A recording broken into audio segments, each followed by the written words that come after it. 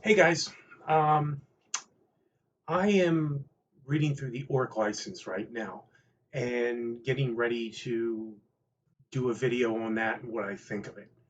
And spoiler alert, I'm not terribly impressed so far, but I haven't finished reading it. I haven't gotten through it all, so it would be unfair for me to actually lay into it at all and criticize it at all. Not until I get the whole picture. But I know where I'm going with it, at least in terms of what I've read so far. And so I'm doing this video as a means to give you some foundation for the arguments I'm going to be making. So I will probably, when I make that video, reference this video and say, remember what I said about this? Remember what I said about that just a couple days ago? This is kind of required viewing in order to understand what I'm going to say, although maybe not. I just won't be very thorough with the last video. And in that video, I'll make sure to remind everybody that there's this prior video for context. Okay, so what am I talking about now? I want to run the point of the ground of the idea versus expression in intellectual property law, well, specifically copyright law, but I'm going to expand it a little bit here. So, um, in the 1980s, we had arcade games, stand-up arcade games. It's how Donkey Kong got its start. It's how Asteroids got its start, although I don't think Asteroids is popular anymore. It's too basic. But all those games that you know, Pac-Man, got their start as stand-up arcades. Most of you, if not all of you, are fully aware of what I'm talking about. But my favorite game, or one of my favorite games, was the Star Trek game because I love Star Trek. Um, and I remember thinking to myself, it'd be great if I set up in my basement several consoles of the Star Trek game, but each console had a different responsibility. So you had the helmsman, the navigator, the communications officer, the science officer, the captain would sit in a nice little chair. Just basically recreate the Starship Enterprise and have everybody sitting down. The bridge, and have everybody sitting down and working out their commands and doing their tasks, dealing with whatever the computer was throwing at them. Brilliant idea. It's a brilliant idea.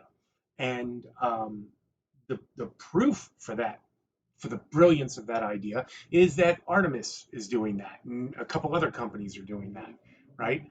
So these games do exist because now the technology to create them is rather trivial. Um, in terms of technological advancement and hard drive space and speed and all of that stuff, all of that.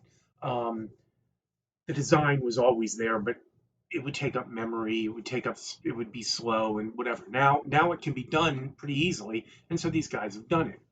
So since I came up with the idea, does that mean I can sue them? Even assuming I could prove the idea that I came up with the idea, does that mean I can sue them? How about this one?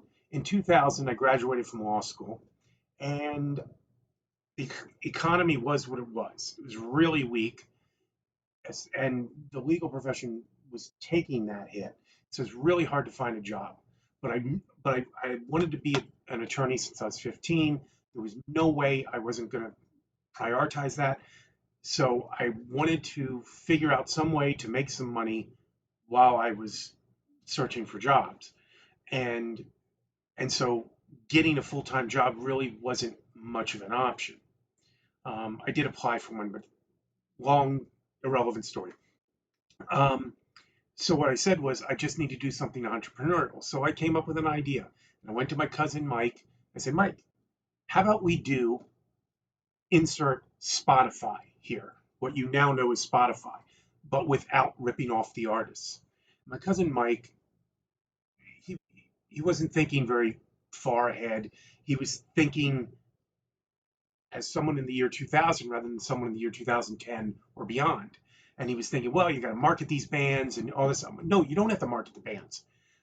By definition, you're creating a site for bands that can't get agents, that are absolutely losers at that stage, And the only chance they have of becoming successful is to get their music out to the people.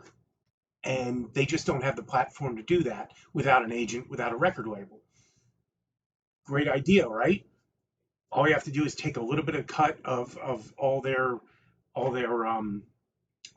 sales from your own site, and you can. And I remember working out the numbers, and they were very, very rough, but 3 months out of the year, if we have a modest amount of sales, we could easily pay for the system. So that means we have a return of 3 times what we put into it, and that's the start.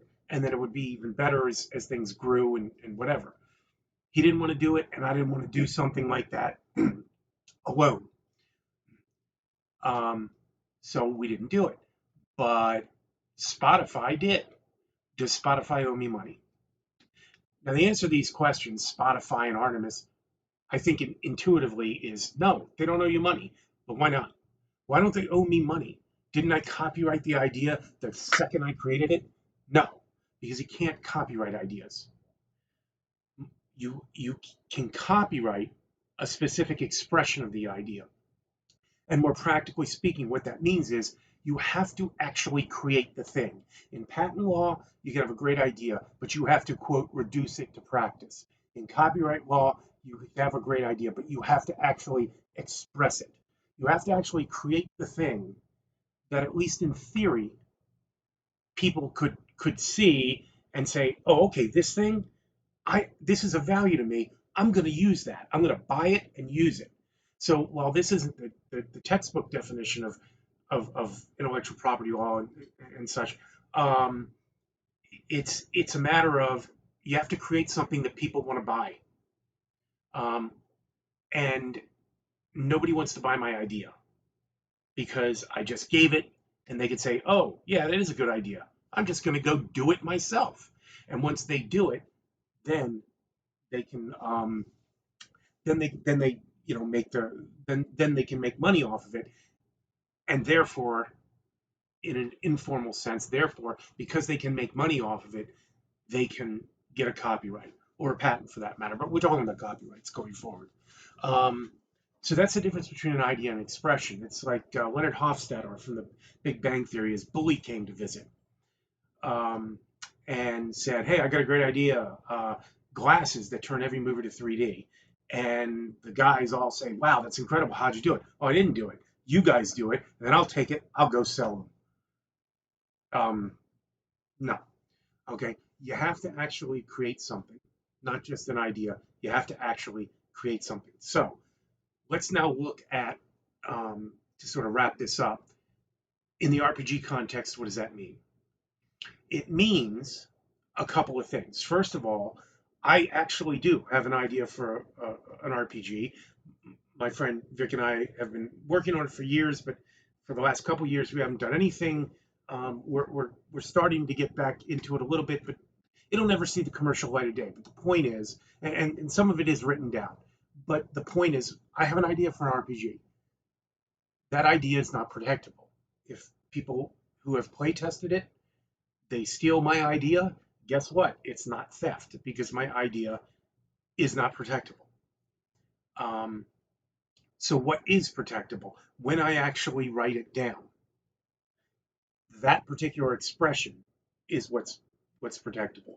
So I did talk about this in my stat block arguments, but just to run the point in the ground, if I create an initiative system, whether it's innovative or not, whether anybody's done it before or not, I create an initiative system. Write down the rules for that initiative system. I have my doubts as to its copyrightability, but I'm not going to get so deeply into that. The bottom line is, in theory, that written expression is what's copyrightable, not the underlying idea.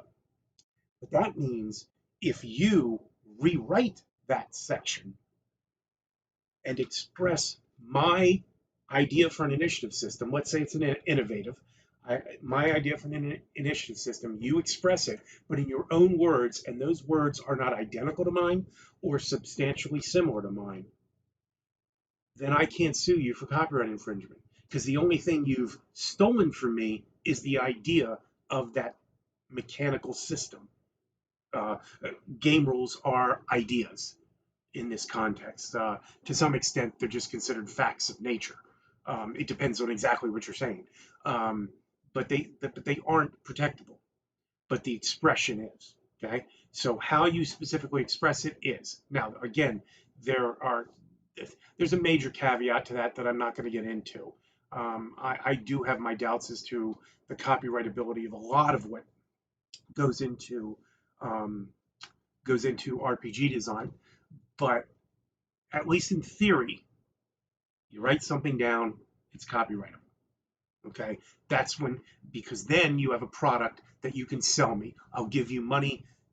If I'm giving you money, it's something that could be copyrightable, depending on other factors, like whether or not it's truly creative, how simple it is. Sometimes things are so simple, the merger doctrine kicks in, and I have talked about the merger doctrine before. Um, but that's the whole concept here. That's what we're talking about: idea and expression. So ideas can't be copyrightable, expressions can. But that means that if I use a different expression, I can express the same idea without getting into any trouble. So different expressions can be copyrightable, but the idea cannot be. Okay? And that's definitely, I got the ORC license up right here. And that's definitely what I'm going to get into here um, when I talk about the ORC license. Okay? But for now, this I don't know when I'm going to get to it. I'll probably finish it up on July 4th because that's a day off. Um, but for now, just keep that in mind. Idea, expression. Ideas not protectable. Expressions are, but different expressions that truly are different from each other can express the same idea without any problems with copyright. Okay? So for now, happy gaming.